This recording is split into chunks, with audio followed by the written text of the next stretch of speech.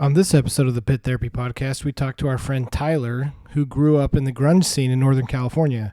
We talk a lot about what that was like experiencing those bands for the first time and what his thoughts are on the hardcore scene that Trevor and myself are in. Thanks for jumping on, and let's open this pit up. Somebody hit somebody!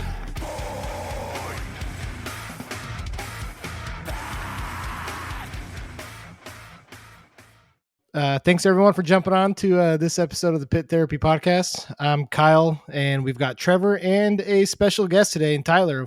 So what's up, guys? Not much, man. So we really appreciate you coming on. This is our second guest, first for the midweek. So yeah, we're excited. Yeah. So yeah, it'll be good. And we've got some funny stuff to talk about, I think, and a little bit of a different perspective on music. Cause you know, some stuff before our time, if that makes you feel a little old, Tyler. I'll try not to say back in my day. You know what's funny though, talking about that is we're only like, I'm in my early 30s, right? But when we refer to like stuff in the scene, a lot of us are still considered old heads, you know? And it's like, really? I'm not even that old. Like I'm only in my early 30s.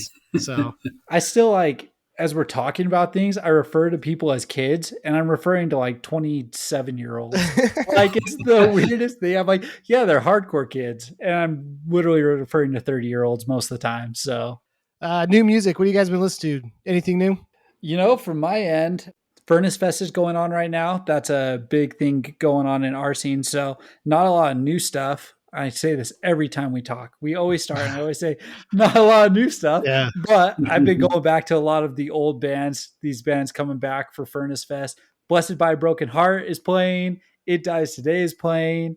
And With Blood Comes Cleansing. Like a lot of old bands that we listen to, I've been listening just because they're on Furnace Fest currently. What about you, Tyler? You been listening to anything cool?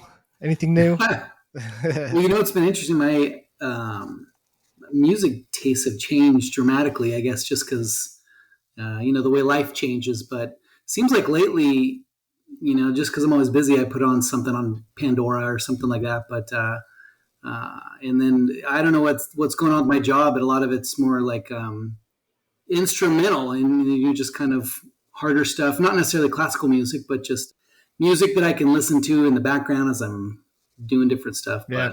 But yeah.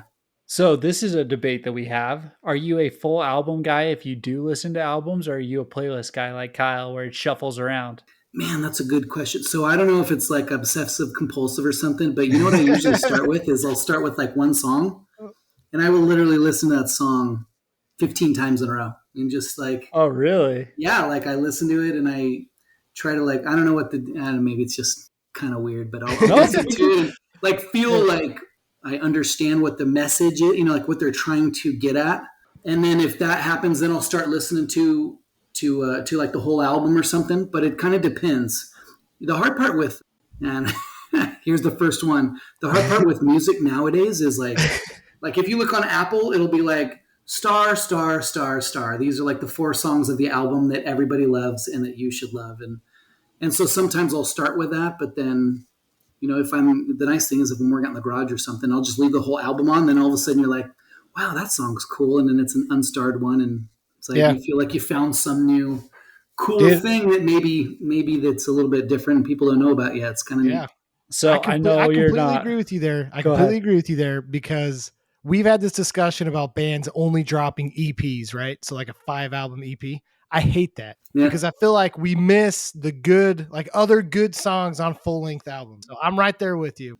Yeah. Yeah. We won't go down that rabbit hole again, but I know you're not part of our scene. So I've got a band for you and you can go and start to interpret their lyrics.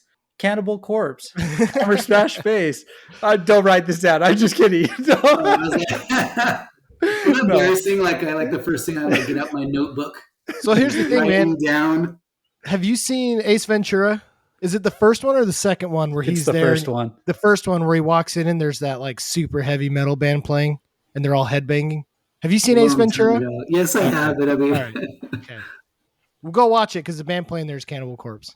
So, oh, really? All right. Yeah. But they're like, they're really interesting because they're like really heavy metal and they have some pretty disgusting, like violent lyrics. but Oh, then the really? lead Yeah, singer's that's like, why I was making this joke. Don't go listen to him. he's like, but the lead Your singer's like the background. nicest guy ever. He like donates toys to hospitals and does all this stuff. So it's pretty funny. Well, you know what's funny about that too? Like I was telling Kyle, what's neat about a podcast. This again makes me sound so old, but what's neat about a podcast is like to be honest, I don't really listen to a lot of the music you guys talk about. Like you talk about bands, I have no idea who you are. But what's kind of neat is you just like I just the other day you were talking about. I can't remember what the band was, but I paused it. And then, like I said, in Apple Music, I just went over to, clicked on the band, listened to some songs. I'm like, oh, okay. And then I clicked back in your podcast, and it was kind of cool because then it was like, okay, I kind of understand what you guys are talking about now. Like, like I said before, like when I was in high school, you would have to I'd have to go, like, to be honest, I grew up in Chico, California. You couldn't find there was no music like that in all of Chico. I'd have to like travel somewhere to go even get that music. So it's kind of neat because now you can connect with people around music that they like way easier, and literally just clicking a few taps on your phone, and then it's like, okay, I understand what you guys are talking about, and it's kind of neat instead of. So, Trevor, I saw you had something. I don't know if you want to jump in. Well, I was going to say, you know what the most crazy part about you saying that is what you're referring to is just original, like over the airwaves radio, right? Like people would just be talking and you'd have to grab your notebook and scribble down whatever they said really quick, right?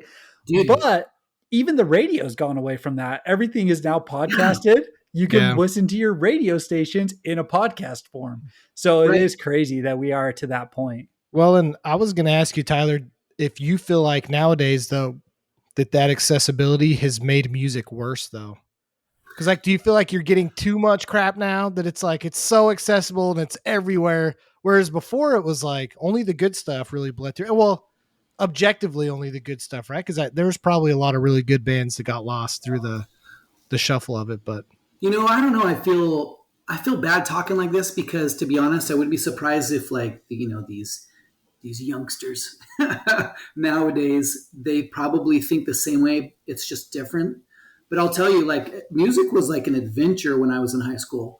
Like, I'll tell you, my favorite band of all time is Pearl Jam, and my favorite song from Pearl Jam is Yellow Ledbetter. And I still remember when I first heard it on the radio. I was with my friend Matt, and I'm like, "That's Pearl Jam, man." And he's like, "No, it's not." So number one, it was a debate because we had all their albums. I had 10. I had 10 had come out, and Versus had come out. Those were the first two albums. So it was like, what is this song? And so the adventure part was literally like you'd call the radio station, and you're like, you just played a Pearl Jam song. What song is that? And they'd be like, oh, I don't know, man. Or you wouldn't even be able to get a hold of them. You'd go down to like the local record store and try to figure out if they had any random Pearl Jam CDs, and then like listen through the stuff to find, just even find a song. But that's crazy. Yeah, isn't it wild? But so then I would say the hard part about that era, going away from that era, was you also listened to the radio, and all of your friends did too. So generally, everybody you knew kind of knew the same songs. Where nowadays there's so much more music, and there's and you can kind of personalize it. So maybe I listen to a song on maybe something very similar to what you guys listen to, but it could be totally different playlists, and we didn't even listen to anything that's the same. So that's cool, but then it's also very different. You know what I mean? Like trying to connect with music, you'd have to, like, I don't know, maybe I'm getting too old and all the kids have Our version of that was AP Magazine. We had magazines and stuff, right? So like we would go to the record store and we would just buy random albums that were just like affiliated with other bands that we knew. And we would just start listening to them. And then you would go buy magazines to learn about these bands. And dude, we did that all the time. Like we would read MySpace articles, we would read magazines about these things. But like you said, there's so much music today, and the EPs, the singles, all that stuff just coming out. You might only listen to one song by a band and not anything else. And it's just different. We never did that. You know what I mean? We always listened to full albums or mixtapes and things like that, but it was multiple. It was never just like a single. Yeah. Even then, though, thinking about like pre MySpace era, because I don't know, Tyler, how much you dove into like MySpace and stuff, I right? knew about it. It was Yeah. just like, You weren't dressing up in like black eyeliner and skin tight jeans at no. Hot Topic. Okay. All right. So it's a different generation for sure. But like pre MySpace, we were still having to go to, record stores and stuff. But I think where we found the biggest, the biggest intro to new bands was just going to shows, right? Yeah. Because a really cool thing in our scene is that a relatively larger band that was headlining a show would usually bring pretty smaller, like early in, music career. And like one of the bands I'm thinking of is like the Ghost Inside. What was that tour, Trevor, that we saw them on their first time? I can't even remember. We saw Ghost Inside several times, Well, the but first one at like this little dinky venue in Salt Lake, like they were opening for this another band. I can't remember who it was. And they came out and they're like, "You guys don't know us. We're brand new. We just released our first album. We're called The Ghost Inside." Fast forward like 15 years and they're one of the largest like metalcore bands like yeah, around, but it's just like, it's cool to think that like, that's how we found them. That's how we found that music was just going to shows. Yeah, and there yeah, was a for lot of sure. stuff like so in our day, in our side, there we go again. Huh? But so my senior year of high school, there was like, so I grew up in Northern California. And so if you wanted to go somewhere huge, you could go to Sacramento, but mostly like San Francisco. And so there was a free Tibet concert because at that time Tibet had gotten taken over by China, and so there was a big, huge kind of rally about freeing Tibet. There was this free Tibet concert. It was a 2-day concert. So what they would do is they would just like they put headliners, and like the first day we watched Smashing Pumpkins and Yoko Ono. I mean, yeah, Yoko Ono was there. That was kind of she got Okay. booed off. Like people were not having it, but the Richie Havens was there, who was like one of the original guys that was in Woodstock. He was a guitarist from like the '60s. He came there, and he actually sang on the "Turning Away" by Pink Floyd, which was like wow, Oh, right? But cool. Yeah. but so what they would do is they would have like Smash Pumpkins, and then like the first day, and then they'd have several bands. You'd have like 10 bands. And that's how a lot of new bands would get recognized. And then like second day I think they had Red Hot Chili Peppers, and then they had a bunch of other bands that they were kind of unknown a little bit. So you'd go there and you'd hear, and then you could buy their CD or whatever if you listened there. So there'd be those kind of huge concerts, but that would be few and far between. Mostly you'd go like maybe I went to Horde Fest one time where there was like Dave Matthews and Blues Traveler, and then they would have actually Rusted Root open for them, that's kind of how Rusted Root got made their way into stardom or whatever like that. Yeah. So yeah. That's cool. Nice. So how did you get into like that kind of music? So like you said, your favorite band's Pearl Jam, probably a big grunge guy. How did you get into that? How did your parents receive that? What music did they listen to? Just like, what's your kind of like musical history background? Yeah. So when I remember when I was in like when I went into seventh grade, I don't know, it's embarrassing, but I guess we'll just go into it. Right? It was like really cool to like old school 60s and 70s rock bands. So like Led Zeppelin, Pink Floyd, Jimi Hendrix, just all the bigs, The Who, Yeah. all the huge 70s, 60s rock bands, right?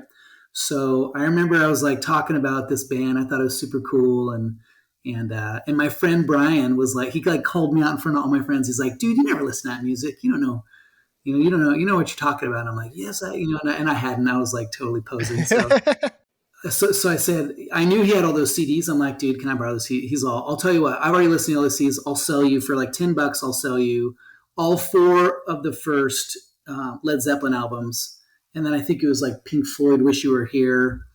For like $10. I'm like, okay. So, and I listened to those albums, and when I listened to them, it was just like blew my mind. It was totally awesome. And so I got into like, rock and hard rock. And really in those days, there was only 2 radio stations. There was like a classic rock station, and there was a country station. And I just have never been a country music person. Yeah. So, And you live in Texas.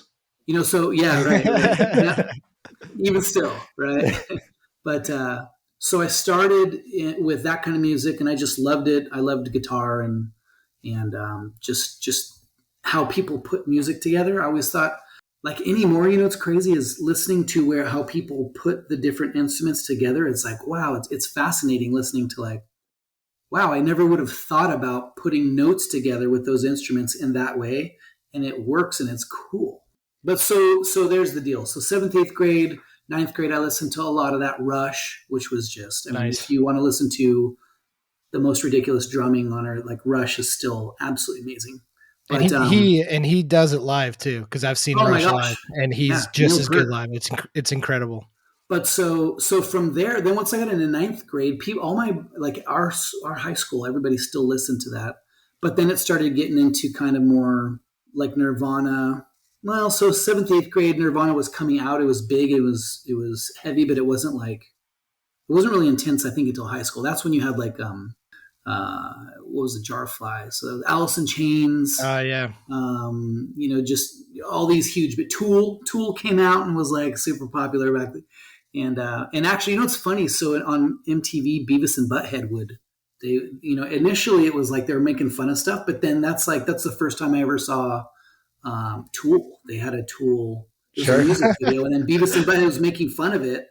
But it was like in those days they would make fun of it, but it was in a way to where it sounded dumb, but you still watched the music video and everybody thought the song was cool. And so that's kind of, and then pretty soon it just blew up, right? I mean, you had Pearl Jam, Nirvana, Soundgarden, those were, and Alice in Chains, maybe Stone Temple Pilots. Those were like the massive bands that Smashing Pumpkins. So that just everybody knew. What year was this? Man, well, so I started high school in 1992.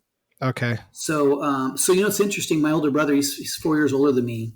He's not like that. He's like 80s music, and 80s music obviously is 80s music, right? Everybody knows what it's like. Everything kind of switched from 80s music into this 90s grunge, and grunge was really like, I want to just be my own person. I'm upset about stuff. Everybody was like that. So it's funny you talk about like my parents. Back in those days, you didn't talk to your parents. You just like did your own stuff. I remember I had a girlfriend for like 6 months, and my mom, I didn't even tell my mom till like 6 months later. We, like you just didn't talk to your parents about that stuff. So they didn't care that you were listening to that. They didn't know. Oh, they knew because so the other thing too is like there was no noise canceling headphones. Like I had a CD player. And like the Panasonic one was the awesome one because it would like, I can't remember. It would like record. It would almost like cache like 10 or 12 seconds. So if it bumped, it wouldn't skip, but you could listen to that. But I would just listen to all the stuff on my CD player in my room, and it was loud. And my mom knew exactly what I was listening to because I like blasted it. Yeah.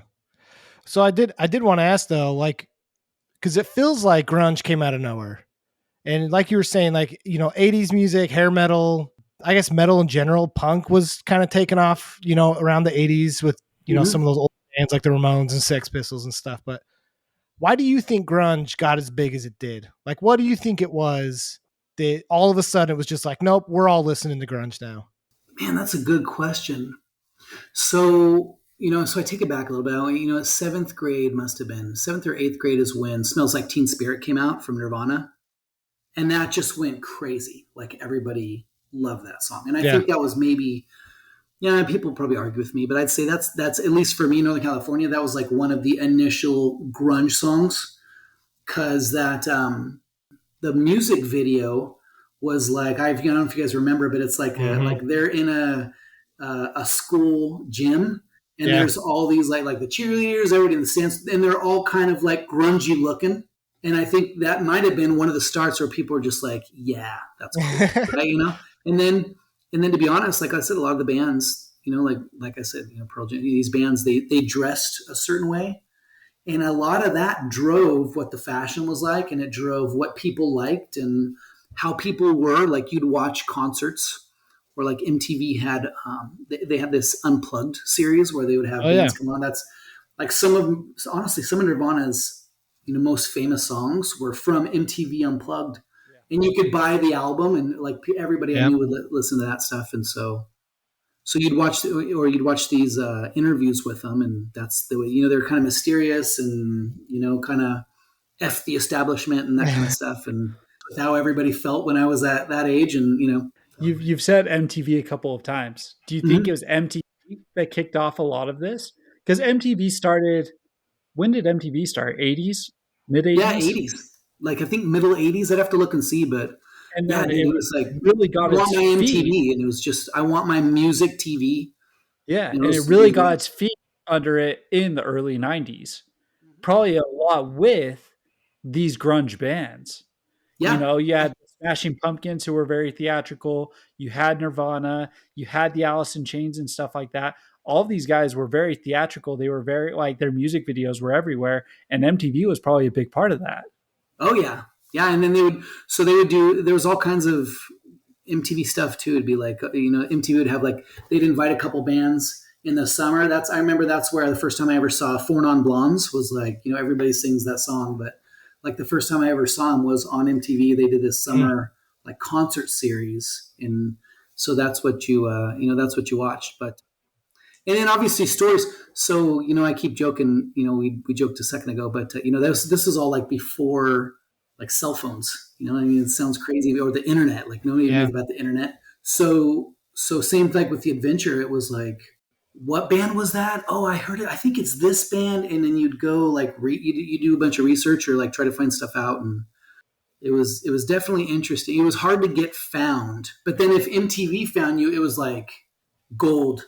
Like now everybody knows about you. Where if not, it was a lot harder road to hose, as they You- say. Like I remember I listened to Rancid. Rancid was really big in like punk Yeah. circles, but not a lot of people. Like you had to, like, it was very special, specific stuff. Like you wouldn't be like, oh, hey, Rancid's going to have a concert. Like now, back then it was like your buddy happened to be telling you that he was going to Right. some crazy punk band down in Sacramento this weekend. You're like, what? Rancid? Who's that?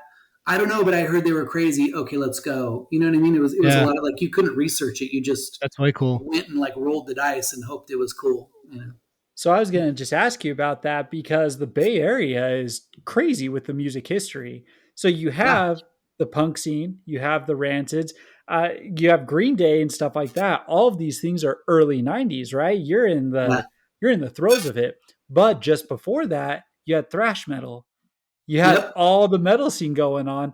And what I was just looking at is Alice in Chains actually opened for they called it the Clash of the Titans tour, which was Megadeth, Slayer, and Anthrax. No way. Yeah, they in 1990. So it's like the throes of what you're talking about. Why did you get pulled into grunge instead of some of these other scenes? Was it Chico specifically? Is that just kind of the clicks that you guys had, or what was going on? It's funny you say that because like San Francisco was like the big city. I grew up, Chico is a small little town. And so yeah, San Francisco was like the place where you go. All my friends when we graduated from high school, like 80% of them went to either UC Berkeley or they went to US, UC San Francisco.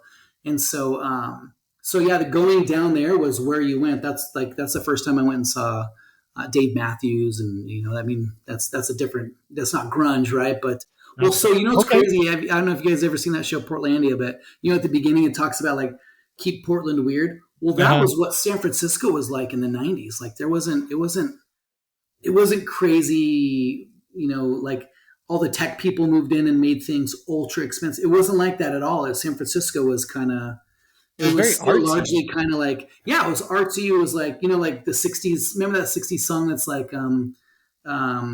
if you're going to San Francisco, be sure to wear some flowers in your hair. Like, remember that song? It was, it was still kind of like that. It was San Francisco was just kind of chill. It was like hippie and awesome. Kinda Yeah, hippie super stuff, yeah. hippie. And then all of a sudden there was this thing and it just like turned. But yeah, that's where you would go for like the Fillmore was where, my best friend Joe, his dad saw Led Zeppelin in the 60s in the Fillmore. That's crazy. And I saw a local band in the Fillmore too. Like that's where you'd go and see just crazy stuff. So what, like Trevor was saying though, like what stopped you from getting into like thrash metal or punk or anything like that? Or any scene, mm-hmm. Right? Like, why was it like, what was it about grunge at that time that pulled you into it instead of these other scenes? I don't know. I guess I just liked the different, what was that? Well, cause I was going to say, I feel like, there, as much as grunge didn't want to be like the popular thing, it actually kind of was, right? Yeah, so self-fulfilling prophecy. That's right. its own movement. Yeah, so like I don't have an I don't have an issue with people that got into it, but it kind of felt a little contradictory going back and researching and reading about it. But was it just the thing people did at that time period was grunge, and maybe the other stuff was like a little more like you really had to be a little more deep into this to get into thrash metal in the 80s and early 90s, right? Yeah. Well, so this is embarrassing. Like I never listened to like Pearl Jam because I don't know what it is. Maybe I'm just like a country bumpkin from but like Pearl Jam. The reason it said jam, or the fact that it said jam, I thought jam. It's like hip hop music or something. Like I don't want to listen to that, right? But I went to this school concert and they hired this local band to come play, and they played a cover of Even Flow, and I was like, "What song is that?" They're like, "Oh, that's Pearl Jam." I'm like, "What?" And it just kind of, I don't know, that music just kind of spake to me like it was rock, but in 80s too, like again, I mean, coming off of the 80s, there was basically like 80s music, and then there was 80s hair bands, which was it's got its own style. And then, yeah, there was like Anthrax, Cinderella, Megadeth, Slayer, Metallica, kind of, but Metallica came out with their Black Album, and that was kind of, to me, that wasn't like And Justice for All. That was kind of like its own kind of hybrid between not so hardcore. And so I remember I listened to Metallica Black, and it just blew my mind, and I thought it was awesome. But, and then at the time, Ozzy Osbourne was crazy, but there was like Ozfest, which was like also hardcore. If you want to go, maybe die, you went to Ozfest, or at least get hurt pretty bad. So there was that, and so I don't know. I think it was kind of a mixture. But I'll tell you, like me and my friends, when I was in high school, we listened to all that stuff. Like I would listen to Ozzy Osbourne, or like I remember my friend gave me the Black Sabbath album, and it was like, we sold our souls for rock and roll. I was like, oh my gosh. So it's kind of weird. It wasn't like clear lines, like it wasn't like grunge is grunge, even though it's true, it is. And that music's real specific. But then there was a bunch of other stuff going on at the same time. And it wasn't like, no, I just listen to this music. It was, this music's awesome, but then like Metallica's awesome too. Or one of my good buddies, Joe, he listened to Pantera. Yeah, and that was a little intense for me, but he loved it, and I knew a bunch of friends that listened to Pantera. That's super interesting because in our scene, it's not really like that. Like it is in the sense that there's a lot of stuff going on, right? There's a lot of genres. There's a lot of heavy music. We listen to hardcore and like metalcore and stuff like that. There's lots of heavy music, but a lot of people, unfortunately, usually stay in their own lanes, especially touring concerts. We've talked before about this idea of like mixed bills, right? Where you have a hardcore punk band playing with a traditional metal band. There always ends up being a ton of fights because the cultures and the scenes are very different. And a lot of people don't understand that when it bleeds over, So we grew up in a scene where it was like, yeah, you listen to this music, you do this stuff at shows. This is how you behave. These are the rules. If you're a metal band coming through, we didn't really go to that because it wasn't like, that wasn't us, that wasn't, and it sucks because I feel like as we've gotten older, we've looked back and been like, that's the dumbest thing ever. Like there's no reason why we shouldn't be able to go see a metal band with a hardcore band. It's all heavy music. We should all like it. So it is really interesting to hear that, because from our perspective, we look back and we think, okay, well, grunge was grunge. If you were in the grunge scene, that was it. But it's really cool to hear the perspective that no, that's not it. Like mixed bills, this idea of different genres bleeding through and stuff is really cool. I like that. Yeah. Plus what's interesting is like, I don't know, or maybe my tastes are just weird or something, but that's kind of a trip is, like I would listen to that music and I loved it. And, then I like lived out of the country for a couple of years. When I came back, the music was very different, but in some of it, I was like, this sounds like kind of like preppy stuff. This is like late 90s. So obviously, Sugar Ray or like these bands where you're like, I'm like, Rip. What? This is so much different than what grunge was. But then I still remember the first time I heard, I can't remember the song now, but it was by AFI. And I'm like, it's a cool song. Like it was just, what I mean? Yeah. It was just interesting and cool and different and still kind of like screamy, which I've always liked. Because honestly, a lot of the music, and it's funny you think about it, like if you think through the decades, a lot of the music is like fight the power and I fought authority type songs, and that's what grunge was like too. It was kind of fighting the stereotypes of I'm not an '80s hair band, and I'm ticked off at my parents. So they're always talking crap on the generation before them. Yeah, exactly music right. has Yeah. always been like that, Yeah. Grunge But didn't want to be everybody's got 80s their hair cool band. music. But now what else is funny? In those days too, there was like Guar and like Corn. But that was like hardcore. That was like intense music. Where everybody was like, "Whoa, that's pretty intense," But now people listen like late '90s. Like Cannibal Corpse. Well, yeah, right. So late '90s, Corn was still Corn, but people had kind of gotten used to it. So then it was just, oh yeah, we're gonna go see Corn. Like, so that would happen. It was kind of crazy. So again, like if you're in Nirvana or Alice in Chains or Pearl Jam or Smash Mouth, any of these bands, there would be a time. It was very obvious. Like there'd be a time where they just start jamming hard, and then the crowd would just it would just open up, and there'd be mosh pit, like 10 mosh pits everywhere. And if you were in the mosh pit, you knew like people are just so back in those days, it wasn't back and forth. It would be like almost like in a circle. Yeah. And you would just be swinging. And if you hit somebody, you hit somebody. And you might like lock eyes with some dude and you're like, okay, we're going to like smash into each other. And then you just smash. And so that was like the Monday morning, back when you're back at school, you're like, dude, they started jamming, and then everybody opened up around me, and I was in the middle of a mosh pit, and people would be like, dude, that was like, how do I get out of this? I'm not getting out of this without being probably punched or something. Okay, so today, tell us about, you have older kids, right? Yeah, yep. Tell us about your kids, like the kind of music they're listening to. Are you a fan of it? Do you have any qualms with it? Like what do you think? Loaded question. Well, so you know what I didn't like. So my, it's kind of a trip. Is my oldest daughter Chloe. She's 22, almost 23.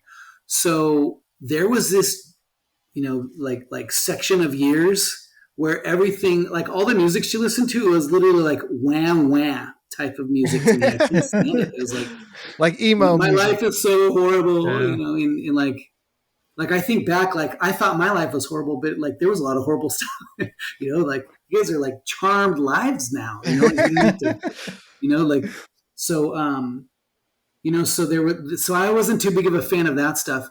But what has tripped me out is there's sometimes where Chloe will send me some stuff and I'm like, oh, that's a pretty cool song. But so I don't know. But like some of the music nowadays to me is just a little wacko. I don't know. I'm sure they would say that about my stuff. But it's funny. All my kids listen to my grunge music and they think it's cool. But I try to listen to their music and I'm like, would you be cool if like your kids had gotten into it like you did? Because see, that's a big thing that I think about. Right? Is like me and Trevor have been to hundreds of shows probably throughout the years, and we've seen some crap. And I sit there sometimes and I think like, how far would I let my kid get into it like I did? But I have like great memories of it. It was a huge, honestly, it was a huge positive influence in my life. I truly do feel like that it helped me get to a healthier place mentally, being, in a place where people express, real emotions and real things. And although it's angry and we fake fight each other and mosh and all that, I look back and feel like that was actually probably pretty healthy for me. And it's like, how far, like, am I willing to let my kid, be involved in that too? And so how do you feel about, some of this looking back on, like grunge and kind of the scene you were in or whatever, like, would you have been cool with your kids getting into something like that? Would you have been cool with like what me and Trevor got into growing up? Yeah. Like, where's that kind of line for you as a parent? So, it's funny you say that because that's like a struggle for me, right? Like I think about times in my life, like back in those days where I went through stuff and it was like, it like scarred me, so you're like, you don't want to get your kids scarred. Like I remember I went to a concert and I watched a dude like shoot up heroin. Yeah. I was walking by and I just went, oh my gosh, I can't believe I saw that. It's just like, not to get too crazy, but there was another concert and some guy had a heart attack and he like died, and you're just like, whoa, you know what I mean? Like these wild moments. So obviously you always want to like shield your kids from stuff like that. That's like wild, right? But at the same time, you can't shield them. You know, I keep saying, I think I told you this one time, Kyle, at lunch, maybe that, you know, it's the great arrogance of a generation to think that the generation after them doesn't understand, won't catch up to them, isn't probably smarter than they are. You know, I mean, think about like what parents have been saying forever, like you kids are never going to amount to nothing. And then they always end up amounting to more than the parents did. You know, so that, I guess that to me, like the dad in me is like, man, I don't know if I want to get my kids into that stuff. I don't know if they'd be able to have enough smarts to understand what was going on around them. But at the same time, I bet my parents would have said that about me, you know? And be like, you know, you didn't live through the 60s when it was crazy. You know, like they would have said something like that. And you're like, yeah, whatever. You know, so I wouldn't be surprised if my kids could handle it and maybe even do better. I'll tell you, one thing that I love is that nowadays kids talk about emotions a lot more, like how they feel and felt. Where like, again, when I was like, I never talked to my dad about how I felt about anything. Like you just didn't have those conversations in the 80s and the 90s. You know what I mean? So I guess maybe in a way that's probably a little bit more healthy. Maybe they could do that stuff and then you could talk to them about how it went and stuff. And, you know, where like when I was growing up, you just had to figure it out on your own. You never talk to your parents about that stuff. You know? Well, you can probably give a lot of credit to that to emo music. So Mascara and Black Eyes, right? Yeah. That's probably what started it, right? Yeah. People finally started expressing themselves and everyone was like, nope, that's not what we meant. Thank you. Yeah. Cut my wrist and black my eyes. Nope, that's not what we were talking about, guys. Another question I have real quick is, you know, you and I have talked a lot about this stuff. I've shown you videos of concerts, you know, you've listened to some of this music. From your perspective, what do you think about it? Like is it pure honesty? Pure honesty, man. Cause like, Okay. So here's the deal. I guess it depends. Like I'll check out Cannibal Corpse or whatever. But really don't. I'm gonna tell you not to do that. Well, so Cannibal Corpse probably isn't a good. I mean, they're even a little bit before us. You know, I think. Well, I listened to what man? Who the devil are you guys talking? So, like about? one band that we talked about. You're talking about Scary Kids or something? Scary Kids. Yeah. So I listened to one of those bands or another one, and when I listened to it, I'm like, oh, that doesn't sound far off of, you know, some of the other bands that you know that I listened to in my day. It's not. It's just a little bit different, but it's not that much different. And it's you know, there's some cool stuff. It's people just kind of expressing themselves, which is pretty cool. I'll tell you. So I'd love to say that, like, no, in those days when Smashing Pumpkins came out with an album, everybody loved every song, but that's not true. Like you know, everybody loved like the 3 to 5 huge songs, and then that's what they played on the radio, and you know, so it was probably something similar. Like I listened to whatever band that was. I listened to their like maybe like 30 seconds to a minute of all their songs. And there was probably 3 to 5 songs on there. I'm like, that sounds pretty cool song. And so I listened to a little bit more. And then there's a bunch of other songs. I'm like, meh, you know? Yeah. No, that's cool. Yeah. No, that's cool. Cause it's always funny. I mean, even people that I work with and stuff, when they find out about the music I listen to, they're just like, that you're insane, you know? So it's always funny to get a perspective, you know? But like you said, you know, I think coming from the grunge scene into something like what we listen to it's really not that far off. You know, even like Kurt Cobain himself said that grunge is just an extension of punk. Like hardcore music is just an extension of punk. So we're all, you know, really? we're all just kind of cut from the same cloth. So yeah, but like, so you know, it's funny. Like, if you want to listen to crazy stuff, you go back and listen to like Megadeth and Slayer and stuff like that. And like a lot of that stuff sounds very similar. It's not like it's like. You know, I don't know what it's called. I know you guys have said like a ton, right? So there's like hardcore. Like I would just say hardcore would be all of the music you listen to. I would call it just hardcore. You have to have a music degree these days to keep up with all the stupid. Right. You guys had a podcast about that. It cracked me up. I'm like, that sounds about right. About all the stupid genres that people are coming up with these days. Yeah, and then you're like, what am I listening to? You know, and you're like, what are the boundaries? What are the rules again? Exactly. What songs? What? But we gotta start paring this down. For real. Yeah, but I'll tell you, cool songs are cool songs, I guess. Like I said, so you'd think that because I listen to grunge, I wouldn't listen to punk, you know, I wouldn't listen to hardcore or whatever it's called. But the first time I heard that song, whatever that one song is by AFI, I was like, dude, that's an awesome song. Okay, But I've got one more question for you too. Last week, Kyle brought up that is it the Pearl Jam guitarist who's doing the rock opera? Uh-huh.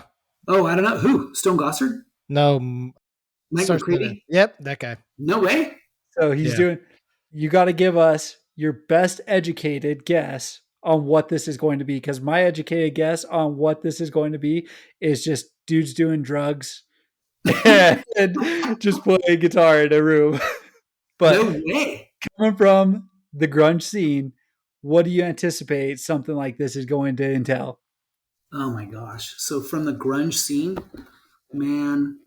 So yeah, somebody's probably doing drugs. Maybe somebody died and things changed, which is actually funny because that's kind of like, if you look at the history of Pearl Jam, that's what happened. They were called this other band and the lead singer OD'd on heroin and died. And they heard about some dude in Southern California that had some cool vocals and his name was Eddie. And so they had him come up and demo. And, it's funny though, interestingly enough, I don't know if you ever hear the song Singles. I mean, the movie Singles. That was actually Pearl Jam did a movie in the 90s, where they did. So I wonder if he's doing something like that, but I'd say, there's somebody's doing drugs, or maybe everybody's doing drugs. And then maybe when you walk in. Yeah, right. Yeah, you go to watch this. Some teenagers angry at the world, and then starts a band or something. Yeah. So only be performed up in Portland where everything's legal and it's at your own discretion. But here you go. Here's your shoot up if you want to do it with the cast. Dude. So actually, and I don't know if you guys ever heard this, but I got a recommendation for you guys, which is so in the height of like the grunge gods era, I told you about the lead singer who OD'd on heroin. Yeah. So in a tribute to him, they did, so Pearl Jam, who was literally like at the height of their success, and Soundgarden, who like all the band members were friends with each other, were at the height of their success. They joined together and they did an album called Temple the Dog. And it's not that well known, but it was like literally at the time it came out, there's two songs, Say Hello to Heaven and then The Hunger Strike, which were just like unbelievable. Like it was just ridiculous. It was awesome. All right. So check it out. Yeah. I'll go listen to it for sure. Last question for you real quick. Thoughts on Creed? Creed?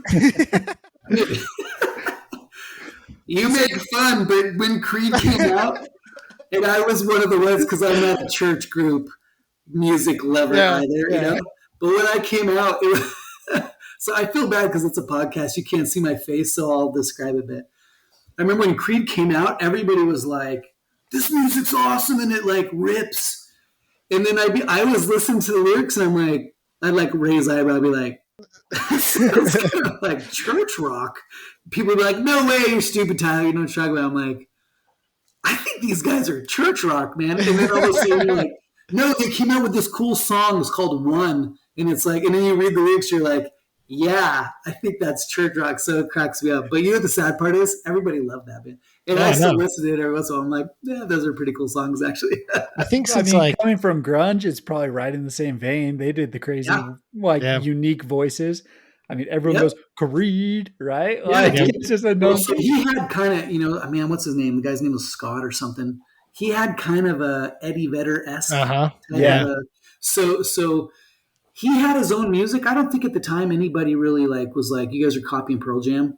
But I remember he was being a punk or something, and Fred Durst from Limp Bizkit punched him in the face when they walked each other behind stage. So then after that, I was like, whatever, Creed, you guys are lame. But who's kind of a sleeper? I don't know if you guys heard about him, but Live was really super popular. Yeah. That was an awesome. Yeah. They came out with that, and let's see who. So you said, man, Live. That's a really cool callback, dude. Yeah. When it came out, it was awesome. Let's see. Shoot, dude, I'd have to sit and think about. Oh, so same thing with gosh dang it, the Pixies. The Pixies came out with Doolittle. That was a legit album that everybody listened to. But that was pretty wild. So I was is its own thing. Yeah, I was at the FC Dallas game over the weekend, and they played "There Goes My Hero" from Bush. No way, Bush. I was like, man, that's such a good song, dude. Yeah, like Glycerine and stuff. Those are bangers, dude. I actually am pretty decent fan of grunge music. You know, Yeah. I'm not like super into it, but I know a lot of You know, it's all the funny bands they you're call talking about. that post grunge though. It's like the second wave of Oh, grunge. Okay. whatever. If you So- asked anybody in their 40s, they'd be like, "No, that's grunge." That's like, great. They wouldn't be like, "Well, what year? From what year?" You know, Yeah. like, but this is exactly what we were just saying. There's too many dude. stupid genres. I know, right? Let's categorize them and let's just pare it down. No, that's cool. Oh, you know, actually, so sorry to let me know if we're going too long. No, you're good, Very man. good. You know who else was crazy and different and pretty ridiculously awesome at that time was Cake. I don't know if you guys Oh have yeah, I heard know Cake. Cake. Like, dude, it was Sacramento, and that was like a different, trippy, like put together of music, and people were like, "What is this? This is legit." You know, so Never that was There, kinda cool. dude. That's the Yeah. song. What was Never that? There. Never There. Never There was an awesome song. So, you guys ever heard that song from the '70s or whatever called "I Will Survive"? Yep. Uh-huh.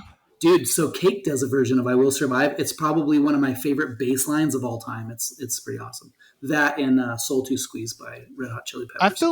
I feel like Cake is like quintessential California music. Oh yeah, dude. Yeah, Like just 100%. Like them and bands like maybe like Sublime Sublime and Red Well, Hot so Chili Peppers, right? That it's like a it's mix of funny like you say funk and like kind of funk and reggae. It's I don't know. Yeah. So it's funny you say that because to me, like, so early '90s was like grunge, Seattle, Portland, Northern California, like type of music, and then like after I came back from from living overseas, and I came back like late '90s was beach music, which is like SoCal. So that's like to me Sublime, Okay. those type of bands. But yeah.